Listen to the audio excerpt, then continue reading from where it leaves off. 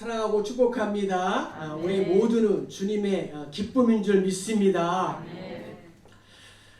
해럴드 러셀이라는 영국의 공수 대원으로 2차 대전에 참가한 사람이 있었는데, 전쟁 중 포탄에 맞아 이 두 팔을 다 절단해야만 했습니다. 생각해 보세요. 사람에게 이 팔이 없다는 것, 정말. 그러나 그는 고통 중에도 절망하지 않고 신앙으로 이 고난을 이겨냈습니다. 금속으로 만든 이 보조 팔을 달고 그 손으로 글씨를 쓰면서 살았습니다. 이러한 그의 열정을 인정받아 우리 생애 최고의 해라는 영화에 출연하여 아카데미 상을 받았고, 자선단체에 또 많은 상금도 기부하였습니다. 기자회견에서 한 기자가 그에게 물었습니다. 신체적인 조건이 당신을 절망하게 하지 않았습니까? 라는 질문에 이렇게 대답을 합니다. 장애가 오히려 저에게 큰 축복이 되었습니다. 잃은 것에 한탄할 것이 아니라 남아있는 것에 감사하세요 라고 말했다고 합니다. 인간이 사용하는 언어 중에 감사라는 말보다 더 위대하고 복된 말은 없을 것입니다. 특히 성도는 하나님께 대한 감사로 가득해야 될 줄로 믿습니다. 올 한 해 코로나19로 얼마나 또 우리의 가정과 일터와 자녀와 교회가 또 한국 사회 또 세계가 힘들었습니까? 그럼에도 불구하고 나의 삶의 현장에 고난과 고통이 있고 손해와 핍박이 있다 할지라도 성도는 세상과는 달라야 합니다. 그래야 우리가 구별된 사람이기 때문입니다. 바라기는 전천후 감사, 매일 감사가 우리 성도님들의 신앙 고백 되시기를 축복합니다. 그럼에도 감사, 그럴수록 감사, 그것까지 감사, 그러니까 감사. 우리가 성경을 통하여 발견할 수 있는 두 가지 단어가 있다면 그것은 바로 감사와 찬양입니다. 시편 기자는 내 영혼아 여호와를 송축하라. 내 속에 있는 것들아 다 찬양하라. 또 여호와께 감사하라. 그는 선하시며 그 인자하심이 영원함이로다. 바울은 데살로니가 교회와 성도에게 이렇게 권면합니다. 항상 기뻐하라. 쉬지 말고 기도하라. 범사에 감사하라. 이것이 너희를 향한 하나님의 뜻이다 말씀하고 있습니다. 추수감사절은 가을 추수를 마친 후 드리는 이 신약까지 내려온 절기입니다. 맥추절이 가나안 땅에 들어가서 첫 곡식을 하나님께 드리는 감사라면은 이 추수감사절은 정말 최종 열매를 우리에게 주신 것을 감사하는 절기가 바로 이 추수감사절입니다. 성도들은 한 해 동안 베풀어 주신 하나님의 은혜를 감사하는 동시에 또한 예수님의 재림으로 행하지 정말 하나님의 이 추수 심판 때 알곡으로 들어갈 것을 우리가 기억하고 또한 감사해야 될 줄로 믿습니다. 언제 끝날지 모르는 이 코로나 위드 시대에 그럼에도 불구하고 하나님의 은혜로 교회가 든든히 서가고 성도님들의 그러한 헌신으로 이렇게 추수감사주의를 지키게 돼서 너무도 감사합니다. 목사도 이렇게 기쁜데 하나님께서는 얼마나 기뻐하실까. 또한 와우리 교회 또 성도님들과 함께 예배할 수 있어서 감사하고, 특별히 또 색소폰 연주 또 제가 또 제일 좋아하는 또 찬양인데 그 찬양으로 또 영광 돌리신 우리 집사님 다음에 또 오실 거죠? 자주 오지 마시고 이렇게 부탁하면 오시기 바랍니다. 다음 주에도 또 특송을 꼭 준비해 오시기를 부탁드립니다. 오늘 본문 말씀을 통하여 우리는 이 질병의 고통 속에서 살다가 기적적으로 예수님을 만나 회복된 이 사람들을 만나게 됩니다. 저들은 정상인들이 아니었습니다. 모두 나병 환자들이었습니다. 자, 나병 환자들의 소원은 무엇일까요? 우리 11절부터 13절을 한번 읽어보겠습니다.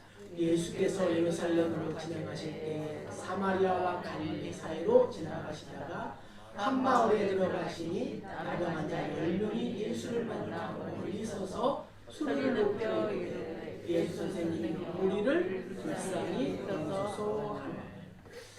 나병 환자들의 소원은 무엇이겠어요? 건강하게 회복되는 것이 아니겠습니까? 예수님 우리를 불쌍히 긍휼히 여겨주소서. 예수님은 각 성과 각 마을로 다니시면서 복음을 전파하시고 가르치시고 또한 치유하시는 이러한 3대 사역을 꾸준히 감당하셨습니다. 예수님의 순회 일정의 최종 목적지는 바로 예루살렘이었습니다. 예루살렘으로 가는 길에서 10명의 나병 환자를 만나게 되었습니다. 여러분, 나병이 무엇입니까? 나병은 피부에 반점이 생겨나 점점 짙어지다가 이것이 궤양으로 발달하고 또한 피부가 벗겨져 몰골이 흉해지는 또한 몸이 마비되는 그러한 끔찍한 병이 바로 나병입니다. 때문에 나병 환자들은 도시나 마을에서 사람들과 함께 거주하지 못하고 외곽 지역에 격리되어 살아야 합니다. 당시 나병은 저주받은 병으로 알려졌고 저들에게는 가능성과 기대와 희망이 도무지 없었습니다. 접촉이 금지되고 거리를 두어야 합니다. 만약 가까이 가고자 하면은 자신이 나는 나병 환자다라고 이렇게 소리를 쳐야만 했습니다. 그리고 손으로 입술을 가려야 했습니다. 이유는 비말 감염을 막기 위함이었습니다. 예수님께서 계신 이 신약 시대부터 이 비접촉, 비대면의 언택트 환경이 있었습니다. 세상에. 저들은 왜 나병에 걸렸을까요? 아무도 대답해 주지 않았습니다. 나병에 걸린 것은 누구의 책임일까요? 역시 아무도 대답해 주지 않았습니다. 확실한 것은 저들을 기다리고 있는 것은 죽음뿐이었다는 사실입니다. 나병이라는 이 질병 자체도 괴로운데 사랑하는 가족들과 떨어져 정말 이 마을 외곽에 정말 변방에서 철저히 격리되어 살아가는 이 불쌍하고 이 소외된 저들에게 멀리서 들려오는 한 가지 그러한 이야기가 있는데 그것은 바로 예수님이 이곳을 지나가신다는 소문이었습니다. 그 소리, 예수님 자체가 저들에게는 커다란 복음이었습니다. 그러나 그들은 예수님께 다가갈 수가 없었습니다. 저들이 할 수 있는 것은 다만 멀리 서서 그저 바라보고 소리를 지르는 것뿐이었습니다. 예수 선생님이여 우리를 불쌍히 여기소서. 이 불쌍히 여기소서라는 말은 하나님께서 모세에게 내가 긍휼히 여길 자를 긍휼히 여기고 라고 하셨던 그 말씀과 동일한 말씀입니다. 사실 우리가 병이 걸리면은 말하기도 힘들지 않습니까? 개미 소리 나지 않습니까?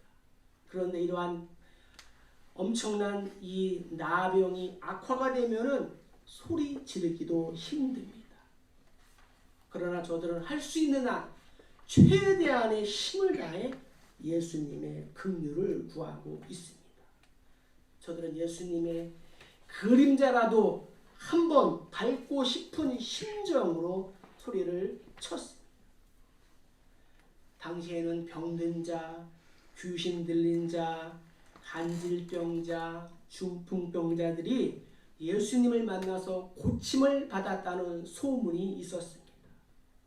특히 예수님께서 소경의 눈을 뜨게 하시고 귀머거리의 귀를 열게 하시고 앉은뱅이를 일으키시고 무엇보다도 나병 환자를 고치셨다는 그러한 소문이 파다했습니다. 때문에 저들은 예수라는 분이 어떠한 분일까? 우리도 그분을 만나볼 수 있을까? 예수의 그림자라도 밟아봤으면 좋겠다라고 생각했습니다. 그러다가 예수님을 만나는 순간 일제히 소리를 치는 것입니다. 아마 그 소리는 비명 아니 절규에 가까운 소리였을 것입니다.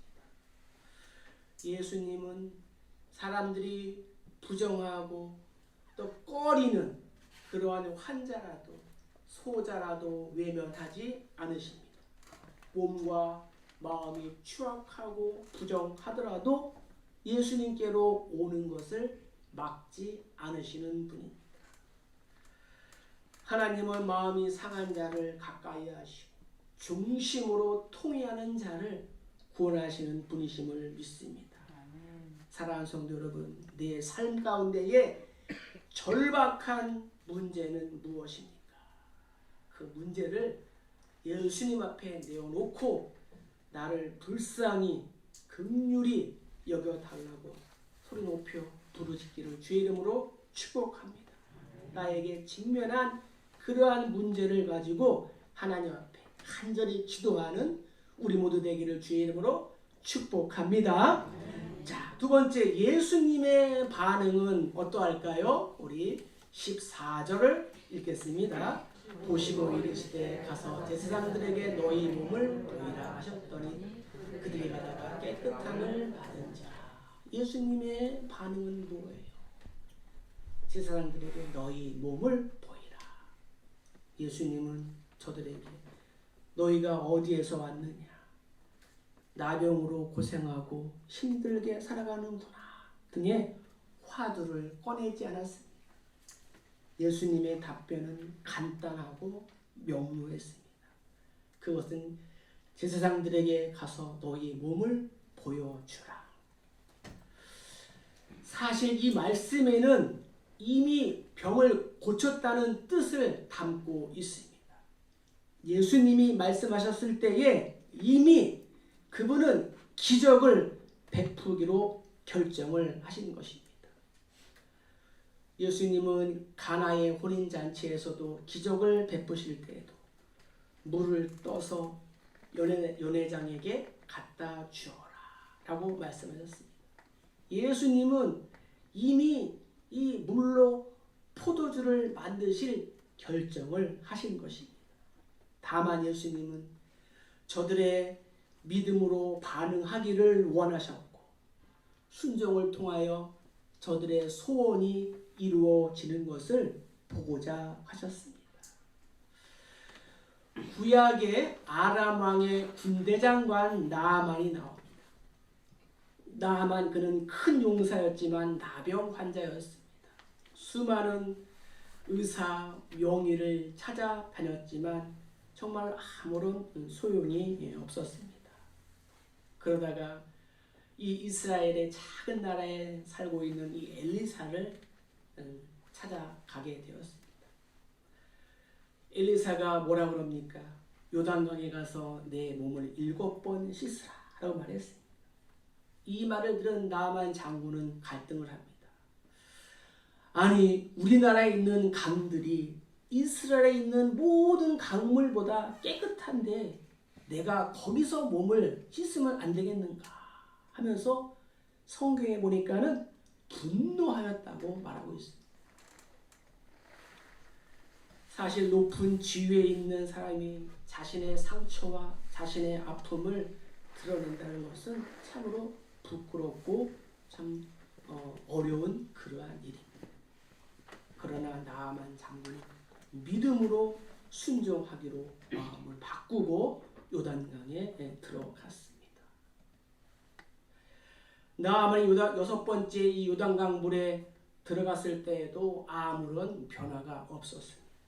그러나 일곱 번째에 들어갔을 때에 저의 살이 어린아이 살같이 깨끗하게 회복이 된 줄로 믿습니다. 3년 6개월 동안 이스라엘에 비가 오지 않았을 때에 엘리야는 갈멜산에서 이 무릎 사이에 얼굴을 묻고 기도했습니다. 그러나 아무런 일이 발생하지 않았습니다. 여섯 번째까지 아무런 일이 발생하지 않고 비도 오지 않았습니다. 그러나 일곱 번째 한 사환이 말합니다. 저기 하늘에 손바닥만한 구름이 떠오릅니다. 여리고성이 6번을 돌 때까지도 꿈쩍하지 않았습니다. 그러나 마지막 7번째 돌았을 때 그 초롱성과 같은 여리고성이 무너진 줄로 믿습니다. 바라기는 오늘 우리들의 이 기도의 제목이 믿음으로 응답되는 7번째 날 되기를 주의 이름으로 간절히 축복합니다.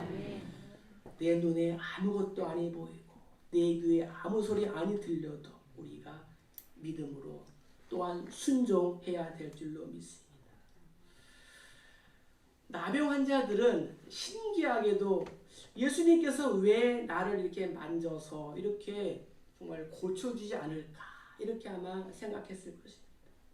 그러나 되묻지 않고 말씀대로 제사장에게 달려갔습니다. 그리고 가는 도중에 저들의 몸이 회복되는 것을 발견하게 됐습니다. 예수님의 말씀에 믿음으로 순종하고 또한 행함이 있는 그러한 결과였습니다. 우리는 어떠합니까? 예수님의 말씀대로 얼마나 순종하며 행하고 살아가고 있습니까? 내가 직면하는 환경에 대하여 고민하다가 성경을 통하여 적절한 말씀을 내가 받았을 때 이런저런 이유를 대면서 이건 아니야 라고 반론을 제기하며 행하고 있지 않습니까? 나병 환자들의 마음은 어떠했을까요? 혹시 내가 가다가 낫지 않으면 어떻게 하지? 정말 제사장들이 나에게 거짓말했다고 돌을 던질 텐데 또 달려가다가 또 사람들을 만나서 돌에 맞지 않을까 라는 이러한 의심과 또 회의와 또 불안과 갈등들이 저들에게 있었을 것입니다. 이것은 지극히 당연한 것입니다. 믿음에 이르기 전 의심이 있고 불안과 갈등이 있는 것은 당연한 것입니다. 그러나 이것을 뚫고 나아갈 때 믿음이 열매를 맺게 되는 줄로 믿습니다. 믿음으로 교회에 나올 때에 하나님이 준비하신 축복이 있는 것입니다. 저들이 제사장에게 가기로 결정하고 발걸음을 옮겼을 때에 살갗의 반점이 사라지고 움푹 패인 그러한 살이 돋아나서 깨끗한 얼굴, 깨끗한 피부로 변한 줄로 믿습니다. 서로의 얼굴을 보며 쳐다보고 또 만져보며 놀라워 했을 것입니다.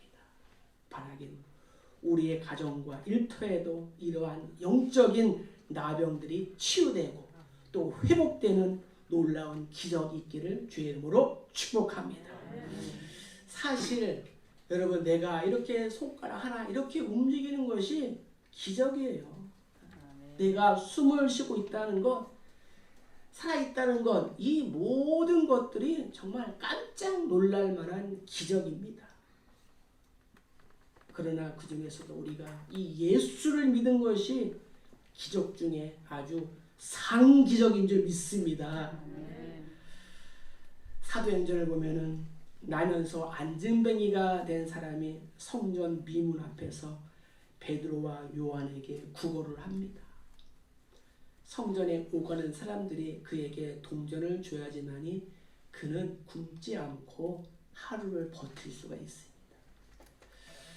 그의 소원은 구걸을 하고 있지만 언젠가는 나도 이 성전에 교회에 들어와서 정말 예배를 드리는 게 그의 꿈이었습니다. 베드로가 고백한 말합니다. 은과 금 나 없어도 내게 있는 건 내게 주니 곧 나사렛 예수 이름으로 일어나 걸으라. 안진뱅이 발목에 힘을 얻고 또 일어서자. 그는 어떻게 했어요?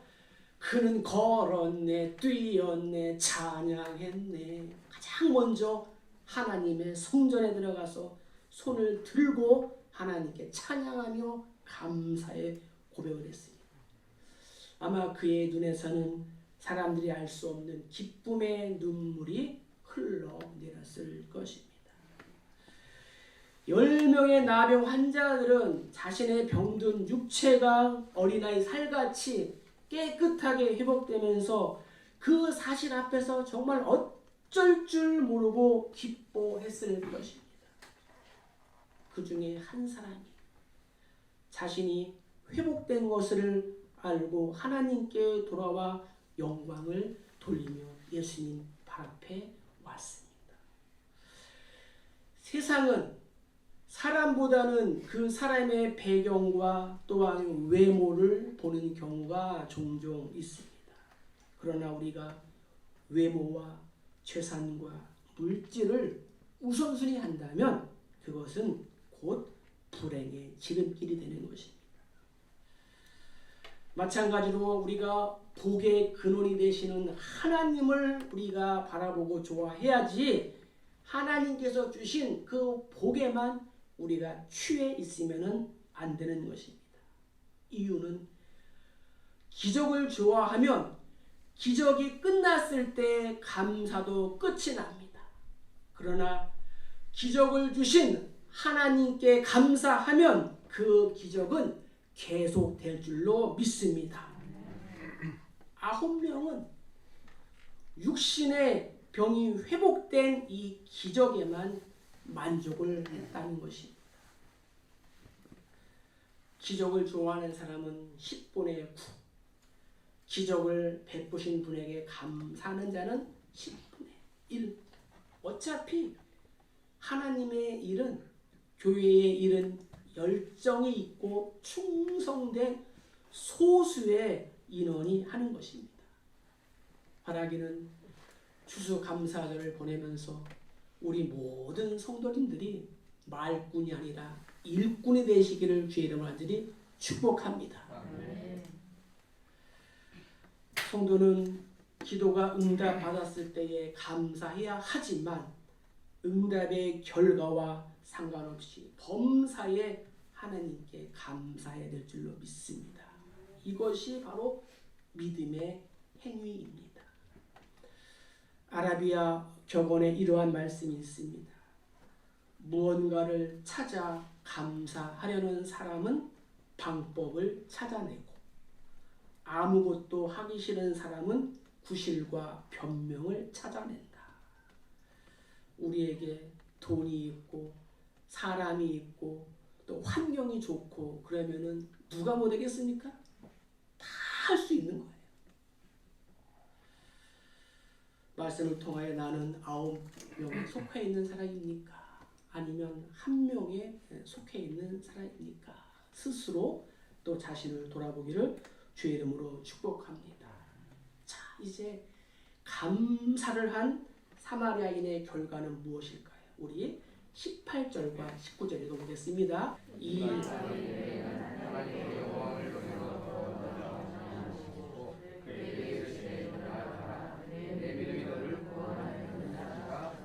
아멘. 감사를 한 사마리아인의 결과는 무엇입니까? 네, 믿음이 너를 구원하였다. 예수님으로부터 이 육신의 그러한 문제뿐만 아니라 영혼의 문제까지도 해결받은 줄로 믿습니다.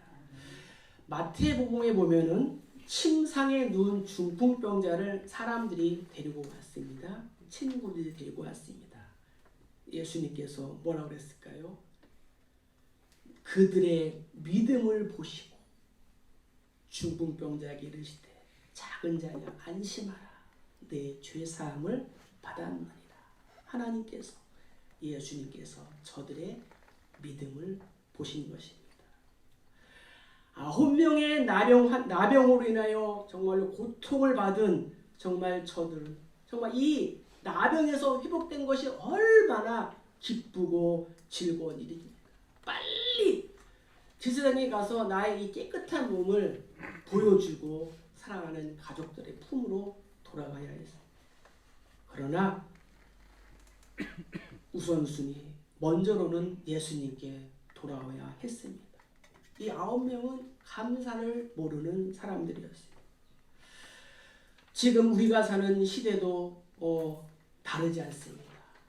우리는 나병 환자들처럼 이 변방과 흑암의 세계에서 살고 있었습니다. 그러다가 예수님을 만나 영적인 나병이 치료받은 이러한 큰 구원의 은혜를 받았습니다. 우리는 나에게 문제가 발생할 때 절박하게 소리 높여 예수님께 기도합니다. 하나님, 이번만은 불쌍히 여겨 주시옵소서. 해결하여 주시옵소서. 라고 부르짖고 문제를 해결받았습니다. 그런데 그 이후에는 우리가 어떻게 행동하고 있습니까? 9명처럼 예수님께 엎드려 감사하지 않을 때가 더 많지 않습니까? 추수감사절을 정말 지내는 것은 뭐예요? 여러분들의 이 감사를, 우리의 감사를 다시 한번 회복하자라는 그러한 의미가 있는 것입니다. 하나님 앞에 내가 소원하고 하나님 앞에 고백하고 하나님 앞에 약속했던 이러한 것들이 공연불이 되지 않기를 주의 이름으로 간절히 축복합니다. 예수님께 엎드려 감사함으로 하나님께 영광을 돌린 사람은 어떤 사람이었어요? 유다 사람들에게 경멸의 대상이 되는, 너희는 개 같은 사마리아인이다 라는 그러한 소리를 들은 이방인 사마리아인이었습니다. 그러나 이 이방인은 자신을 구원하신 분, 복과 기적을 베푸신 분을 분명히 알고 있었습니다. 그리고 예수님 발 앞에 나와서 무릎을 꿇고 감사했습니다. 이것이 바로 예배인 것입니다. 예수님 그에게 말씀하십니다. 일어나 가라. 내 믿음이 너를 구원하였느니라. 시편 기자는 고백합니다. 감사로 제사를 드리는 자가 나를 영화롭게 하나니 그의 행위를 옳게 하는 자에게 내가 하나님의 구원을 보이리라. 아멘. 예수께로 돌아와 하나님께 영광을 돌리며 감사를 한 이 이방인은 육신의 병고침뿐만 아니라 영적인 구원의 선물도 받게 된 줄로 믿습니다. 교회는 11월 셋째 주일을 추수감사주일로 지키고 있습니다. 우리가 1년에 한 번 감사하려면 힘이 듭니다. 우리가 1년에 한 번 쓰는 기계 잘 움직이지 않을 때 있지 않습니까? 그래서 이 감사는 습관인 것입니다.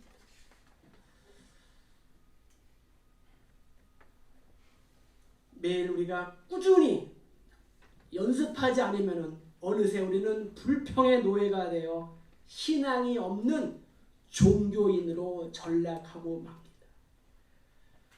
추수감사절을 지키며 성도가 힘써 지켜야 할 경건의 연습은 바로 감사의 표현인 줄 믿습니다. 철학자 볼테르는 이렇게 말합니다. 감사하지 않고 곤태로운 인간이 되는 비결은 무엇이든 마구 짓거리는 것이다. 오늘부터 우리의 모든 대화에 반드시 감사합니다를 우선순위 하시기를 주의 이름으로 축복합니다. 말씀을 마칩니다. 내가 육신의 병고침을 받고 영원히 구원을 받지 못하면 얼마나 불행하겠습니까?